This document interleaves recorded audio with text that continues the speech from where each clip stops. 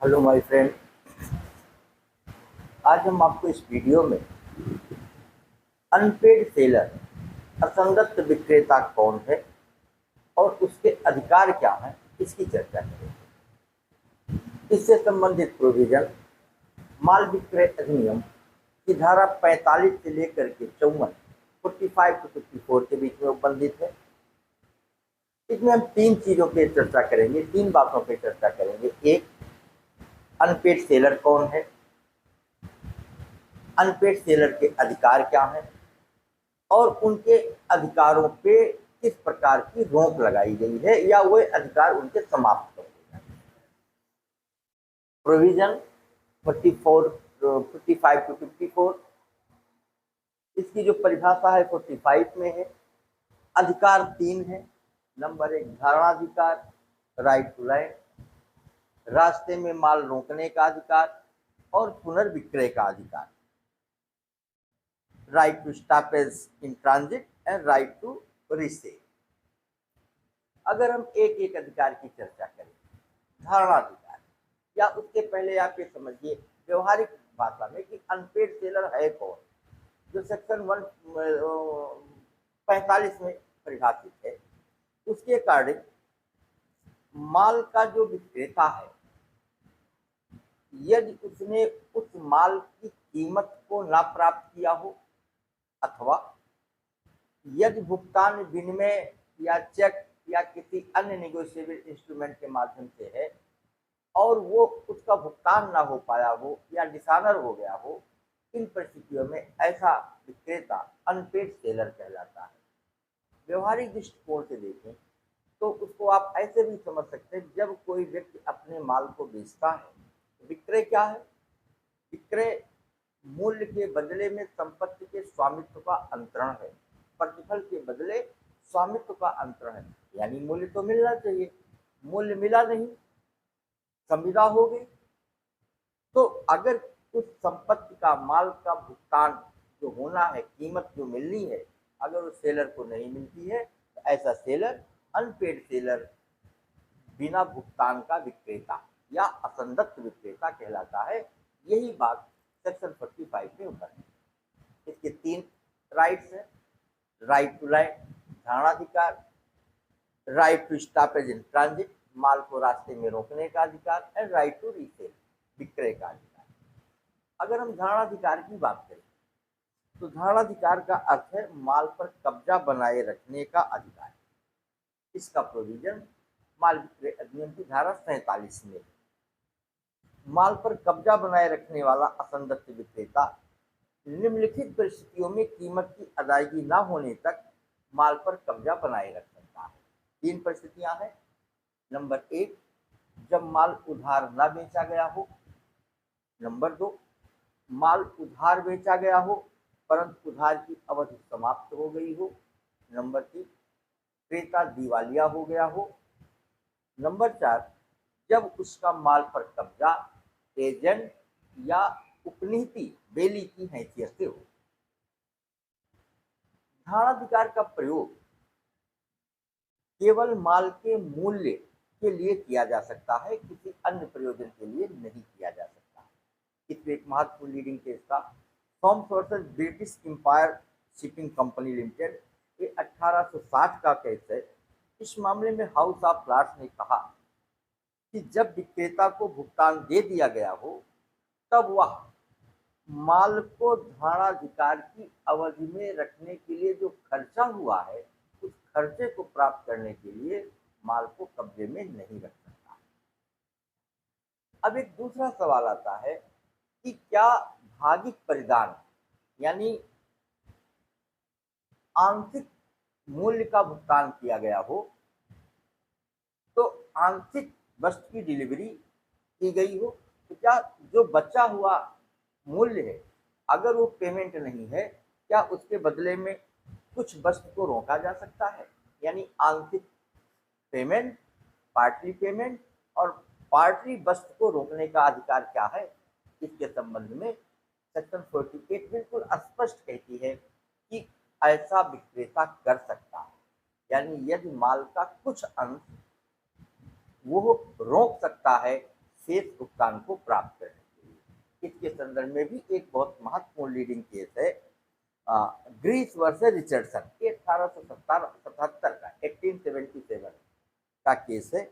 इस मामले में विक्रेता ने 3 चाय के पार्सल भेज दिए और शेष 2 पार्सल को रोक लिया था और ये कहा था जब तक इस चाय का पूरा भुगतान नहीं हो जाता तब तक वह बाकी 2 पार्सल को नहीं दे देना।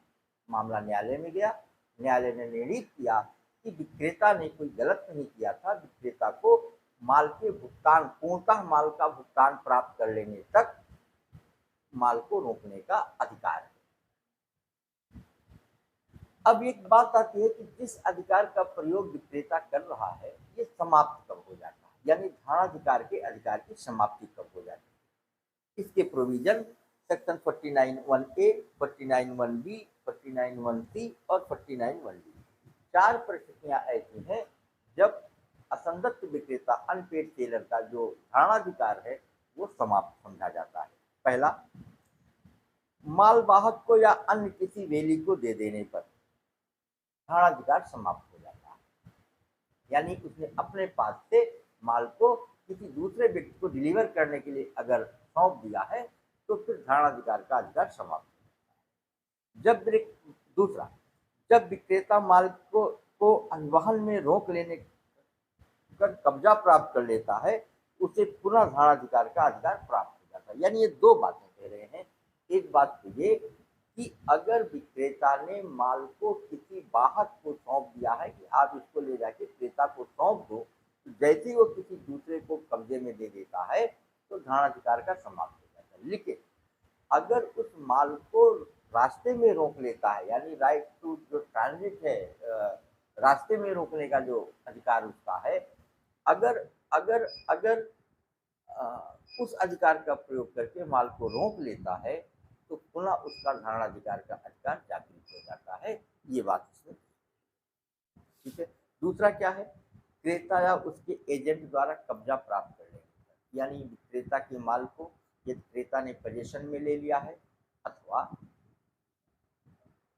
क्रेता ने उसको कब्जे में ले लिया या उसे प्रदान कर दिया गया है तो धारणाधिकार का अधिकार समाप्त हो जाएगा। अथवा विक्रेता ने, यानी जो अनपेड सेलर है, वो धारणाधिकार के अधिकार का त्याग कर दिया हो, उस परिस्थिति में भी समाप्त हो जाएगा। अथवा क्रेता ने माल के कीमत का भुगतान करने का प्रस्ताव किया हो और विक्रेता ने उसे स्वीकार कर लिया हो, उस परिस्थिति में भी ये धारणाधिकार समाप्त हो जाता है। अब दूसरा जो अधिकार है, रास्ते में रोकने का अधिकार। रास्ते में रोकने का अधिकार, इसका असंगत विक्रेता जो अनपेड सेलर है वो माल रास्ते में रोकने का अधिकार तब प्राप्त हो जाता है उसे, नंबर 1, जब विक्रेता को माल की पूरी कीमत ना मिली हो। नंबर 2, उसने क्रेता को माल परिधान करने के लिए वाहक या अन्य किसी वेली को दे दिया हो। अथवा नंबर 3, क्रेता दिवालिया हो गया हो। नंबर 4, माल क्रेता को अभी प्राप्त ना हुआ। अगर ये 4 परिस्थितियां हैं, इन 4 परिस्थितियों में जो अनपेड सेलर है वो माल को रास्ते में रोक सकता है।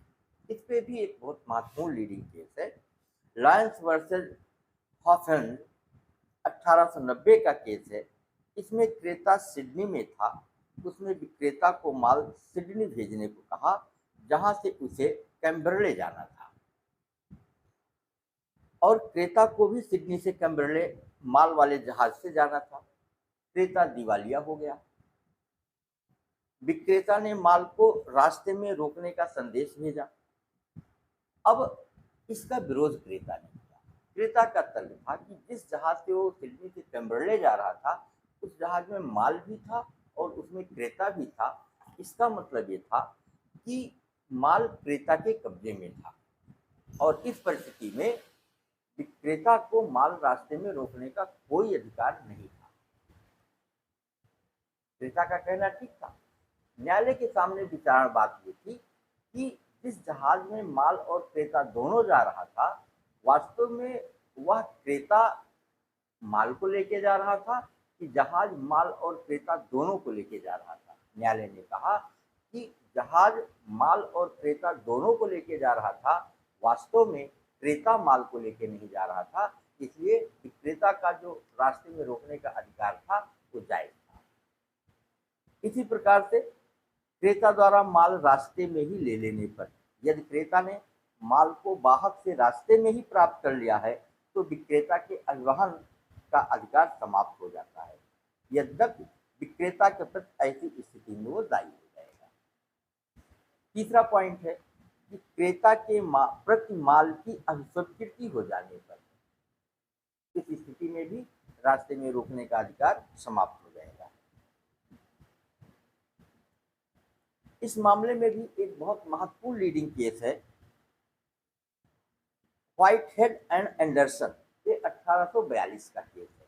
इस मामले में जब माल जहाज से गंतव्य बंदरगाह पर पहुंचा तो क्रेता दिवालिया हो चुका था। फिर भी क्रेता के एजेंट ने कैप्टन से माल मांगा। कैप्टन ने भाड़ा चुकाने के लिए कहा। भाड़े की अदायगी के पूर्व ही विक्रेता का माल रोकने का संदेश आ गया। निर्णित हुआ कि अभिवहन का अधिकार समाप्त नहीं हुआ था। क्यों नहीं समाप्त हुआ था? क्योंकि अभी माल क्रेता के कब्जे में नहीं गया था। यद्यपि माल गंतव्य स्थान तक पहुंच गया था, लेकिन चूंकि अभी क्रेता को डिलीवर नहीं हुआ था, इसलिए उसे रास्ते में रोक लेने का अधिकार। चौथा पॉइंट है क्रेता द्वारा किराए पर लिए जहाज को माल देने पर। और पांचवा है वाहक द्वारा अनुचित रूप से माल देने से इनकार करने पर, अगर ये जो है विक्रेता का यानी अनपेड सेलर का जो रास्ते में रोकने का अधिकार है वो समाप्त हो जाता है। लेकिन दो परिस्थितियां ऐसी हैं जब रास्ते में रोकने का अधिकार समाप्त नहीं होता। नंबर एक, क्रेता द्वारा माल लेने से इनकार करने पर, और दूसरा भागित परिधान द्वारा। ये दो ऐसी परिस्थितियां हैं जब अभिवहन का अंत नहीं होता। इसके बाद जो तीसरा अधिकार था पुनर्विक्रय का अधिकार, ये अनपेड सेलर का एक तीसरा महत्वपूर्ण अधिकार है। इसमें तीन अधिकार हैं, तीन परिस्थितियों में वो रीसेल कर सकता है। पहला, जब माल शीघ्रता नष्ट हो जाने की प्रकृति का है, तो इस परिस्थितियों में अगर मान लीजिए कि मूल्य का भुगतान, माल का भुगतान नहीं किया गया है, तो अनपेड सेलर माल को रीसेल कर देगा। दूसरा, जब क्रेता ने नोटिस पाने के बाद यानी सूचना दिए जाने के बावजूद भी माल की कीमत अदा ना की, उस परिस्थिति में भी अनपेड सेलर माल को रीसेल कर देगा। और तीसरा और अंतिम महत्वपूर्ण पॉइंट है, जब विक्रेता ने माल की कीमत अदा ना होने पर पुनर्विक्रय के अधिकार को सुरक्षित रखा हो, अपने पास ही रखा हो, भाई अगर आप पेमेंट नहीं करेंगे तो हम इसको माल पुनः नहीं देंगे। तो इस परिस्थिति में हम देखें तो हमारा जो अनपेड सेलर का कंसेप्ट है यहाँ पे खत्म हुआ। कंक्लूड अगर हम करें, हमें 3 पॉइंट पे बात करनी है। इसका प्रोविजन क्या है 45 to 54, इसकी मीनिंग क्या है 45 में है। अनपेड सेलर के अधिकार क्या हैं? 3 अधिकार हैं, धारणाधिकार, रास्ते में माल रोकने का अधिकार और पुनर्विक्रय का अधिकार। ठीक है, अगर हम इस कंसेप्ट को आए तो दो कंसेप्ट में है कि जो तीनों अधिकार हैं उसके दो टर्म्स हैं, ये अधिकार कब प्राप्त है और ये कब समाप्त हो जाता है। इस प्रकार से ये अनपेड सेलर बहुत इंपॉर्टेंट टॉपिक है, आपके कंप्लीशन के लिए बहुत इंपॉर्टेंट टॉपिक है। ये वीडियो कैसा लगा आपको, आप अपने कमेंट बॉक्स में लिखिएगा और चैनल को भी सब्सक्राइब करिए, जिससे और भी बहुत सारी वीडियो जो हैं वो आपको सबसे